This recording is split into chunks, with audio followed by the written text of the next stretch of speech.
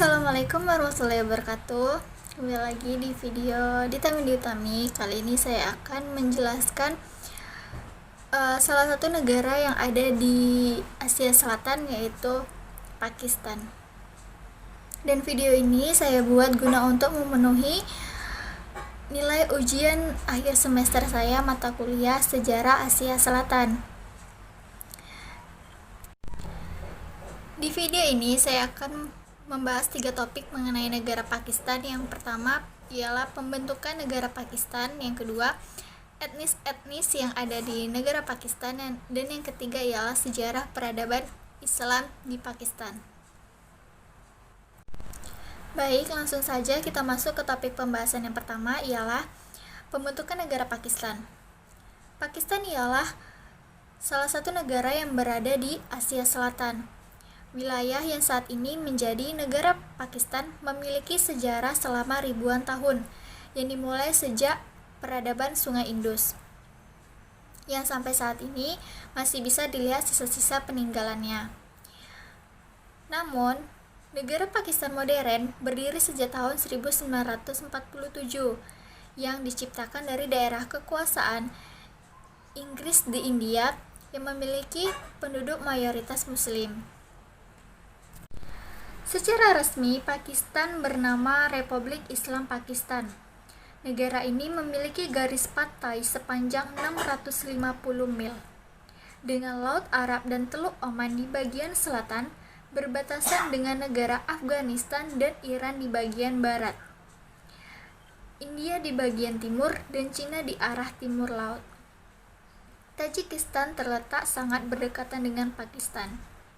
Pakistan dibatasi oleh daratan sempit yang disebut koridor Wakhan. Pakistan terletak secara strategis di antara daerah-daerah penting di Asia Selatan, Asia Tengah, dan Timur Tengah. Pakistan adalah negara di Asia Selatan yang terbesar kedua baik secara geografis maupun demografis setelah India. Luas wilayahnya adalah 803,940 km persegi, yang terdiri dari 4 provinsi, yaitu Balochistan, Punjab, Sindh, dan North-West Frontier Province. Mayoritas penduduknya adalah pemeluk Islam Sunni. Pakistan merupakan wilayah konflik terpanas di Asia Selatan. Konflik-konflik yang terjadi memiliki kompleksitas yang tinggi karena di samping permasalahan internal negara tersebut menghadapi berbagai masalah seperti politik, etnis, sosial, dan agama. Sedangkan secara eksternal, Pakistan masih memiliki persoalan perbatasan dengan India. Pakistan juga memiliki keterkaitan erat dengan konflik agama di negara tetangganya, yaitu Afghanistan. Sejak tahun 1930-an, ketika Muhammad Ali Jinnah dan Liga Muslim menggerakkan dukungan massa demi merdekanya tanah Pakistan dengan seruan Islam dan bahaya, agama telah menjadi suatu faktor penentu dalam perkembangan politik Pakistan, yaitu sebagai sumber bagi identitas nasional, legitimasi, dan protes sosial. Nasionalisme Muslim mestinya dapat menyatukan hampir 2/3 kaum Muslim di Asia Selatan di dalam sebuah negara yang memiliki beragam identitas atau komunitas linguistik, etnik, regional, dan budaya. Dan yang kedua sayapnya ialah Pakistan Barat dan Pakistan Timur, dipisahkan oleh lebih dari 1000 mil wilayah India. Meskipun nasionalisme Muslim Pakistan berakar pada warisan sejarah Muslim dan seruan untuk memiliki tanah air Muslim, maknanya sama majemuknya dengan penduduknya. Meskipun Muhammad Ali Jinnah dan Muhammad Iqbal sama-sama menyerukan pembentukan Pakistan, visi ideologi mereka sangat berlainan. Teori dua negara Jinnah menyatakan bahwa kaum Muslim dari anak benua itu mempunyai identitas budaya yang sama, dan karenanya merupakan komunitas yang terpisah dari kaum Hindu. Pakistan adalah salah satu negara yang mampu membuat senjata nuklir. Di tahun 1986, beberapa ilmuwan Pakistan telah selesai membangun komponen-komponen dari berbagai bom atom, membuat Pakistan sebagai negara Islam pertama yang menjadi kekuatan nuklir. Pakistan adalah suatu negara baru yang terbentuk sebagai tanah muslim pada tahun 1947.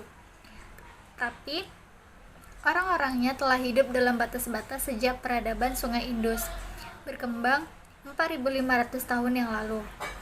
Pakistan adalah suatu negara yang didominasi oleh kaum laki-laki yang dimana jutaan kaum perempuan terbatas melakukan kegiatan di dalam rumah, dan hanya 15% perempuan dewasa yang bisa membaca dan menulis.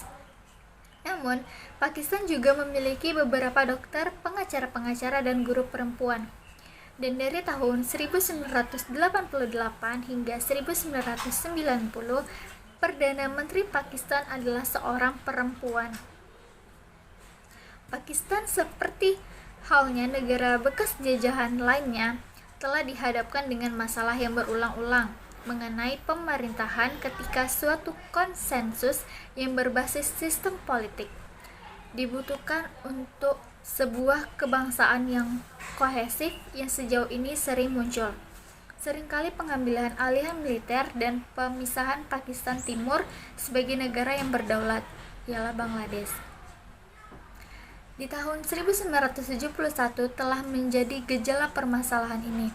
Lebih dari 6 dekade setelah kemerdekaannya, orang-orang Pakistan menyebarkan secara luas rasa kewarganegaraan seperti menggunakan bahasa Urdu sebagai bahasa nasional, dan telah saling bergantung secara ekonomi karena fitur sejarah dan ekologi dari wilayah lembah Indus.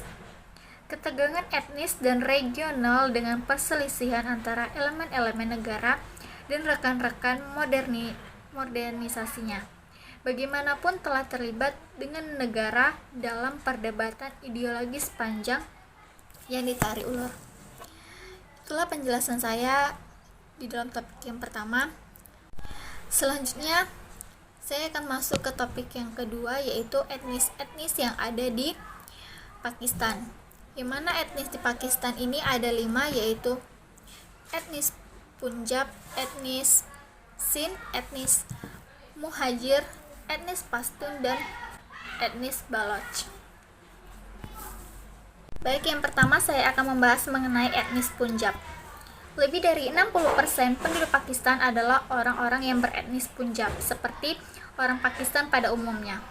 Orang-orang Punjab biasanya berpewarakan tinggi, dengan kulit terang kecoklatan, rambut hitam, dan bola mata coklat, meskipun pasti ada banyak variasi dari norma tersebut.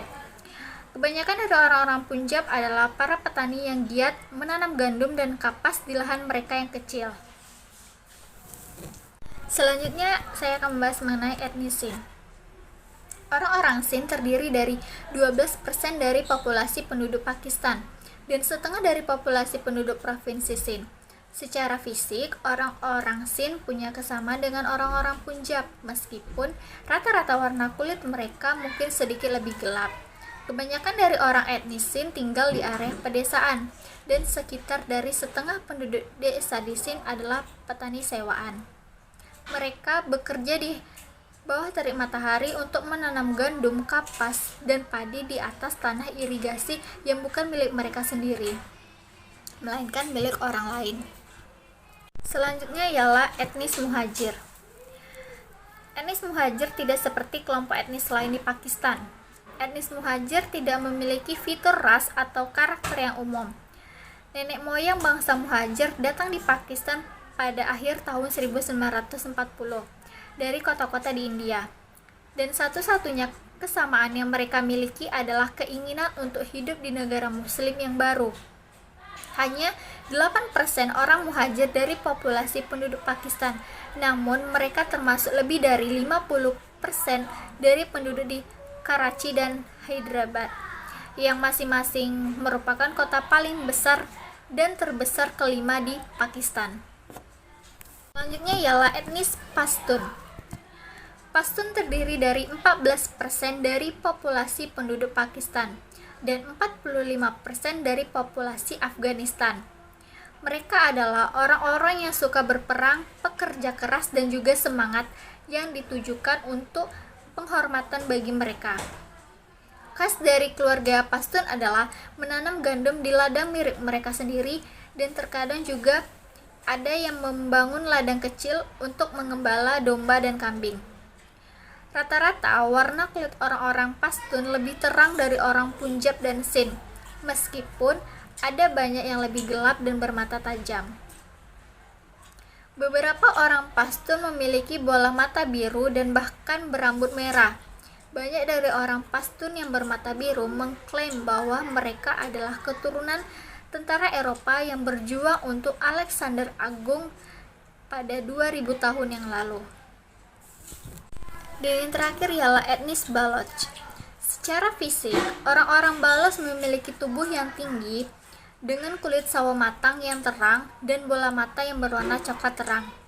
Beberapa orang Baloch mendiami oase dan menanam gandum, apel, dan aprikot. Namun yang lebih sering, orang-orang Baloch mengembala domba dan kambing. Hidup mengembara, terkadang mereka berimigrasi sebagai keluarga atau sebuah cabang dari salah satu suku, kemanapun di mana ada padang rumput untuk memberi makanan untuk gembala mereka. Mereka memerah susu kambing dan domba, juga menjual kulit dan wol dari kulit domba dan kambing. Sekali atau dua kali dalam setahun orang-orang pergi menuju kota besar untuk mendapatkan uang tambahan sebagai buruh panduan. Materi selanjutnya ialah peradaban Islam di Pakistan. Kecenderungan terhadap ilmu pengetahuan sebenarnya sudah cukup lama diperlihatkan masyarakat Pakistan yang dulunya masih menyatu dengan India. Menurut fakta sejarah, semenjak kerajaan Ghaznawi, hal ini telah menjadi prioritas utama kerajaan dalam mengumpulkan para ilmuwan dari berbagai disiplin ilmu pengetahuan antara tahun 1030 Masehi sampai berakhirnya pemerintahan Ghaznawi 1186 Masehi.